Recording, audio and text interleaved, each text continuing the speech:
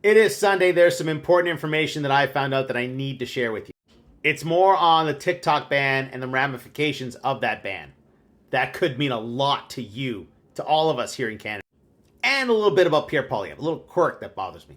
But first, all this week I will start off my videos by reminding people that you can find me here if a TikTok ban occurs, and also mind the username. If the person you're following is not that username, you're following a scammer. All right, Pierre Polievre. Look, I don't like articles like this. I don't like calling him a populist. I don't think he's the same as Cheeto down south or any of the other extreme right-wing guys. I could be wrong. I just don't see it right now. What I do see is this little quirk where he mixes the truth and complete fiction. And it bothers the shit out of me. In response to this whole tariff talk, he says Canada is selling oil and gas at massive price discount. Yeah, that's true. Why? Well, because Canada actually doesn't sell anything. We license it to companies, private companies, and they go and they do their business. Now, here's where it just ekes at me. He says the problem is liberals. Stupid, fanatical environmental extremists. Except it's those fanatical environmental extremists that built the expansion of the pipeline that's going to allow for a higher price on Canadian oil, if those private companies choose to sell to someone other than the United States. Like, he seems to forget that the Harper government, the government that he was part of, could not get that pipeline built.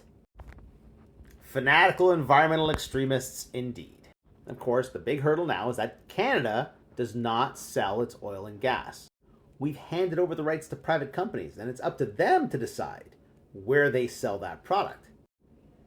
Can his government force these companies to sell their product elsewhere? We shall see. All right, time is ticking on the TikTok ban. I have said many times, this has nothing to do with your information. It's a bunch of bureaucrats in their 70s. They don't know how technology works. They have no idea that TikTok is doing nothing different than Meta or Twitter. And now they have designated Tencent, a Chinese military company. Who is Tencent, you might ask? Oh, just one of the biggest game companies on the planet. And this will have a massive effect on Canada. Let me step you through. See, because Tencent owns Riot Games, Supercell, Epic. They own some of Activision Blizzard and some of Ubisoft. They own all of Digital Extremes, which is here in London, Ontario. Like, you may not know the companies, but you may know the games, like League of Legends, Fortnite, Call of Duty. Now, if they go down the same route with Tencent as they have with TikTok, they could ban all of Tencent's products, essentially shutting down those companies. So Digital Extremes here in London would be shut down.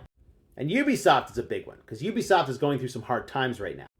Ubisoft is an anchor tenant in Montreal. They're the center of the game scene there. They have an office in Toronto as well.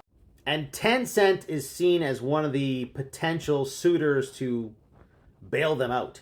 Like Ubisoft is not at the bailout stage yet, but they're damn close. Yeah, and that's a big one. I mean, it's the Unreal Engine which underpins many games out there. I mean, if that gets shut down, oh shit. Can you imagine the uproar if Call of Duty, Fortnite, and League of Legends get shut down? And this isn't about the data. These are 70-year-old bureaucrats. They have no idea how this technology works. I would hazard to say that even the younger ones don't understand how this technology works. No, this is about the United States losing at capitalism to communists. Yeah, Chinese companies are winning the battle of capitalism, while at the same time offering up publicly funded healthcare and subsidized education. That's the national security threat. That's the real national security threat to the United States. It's not your data.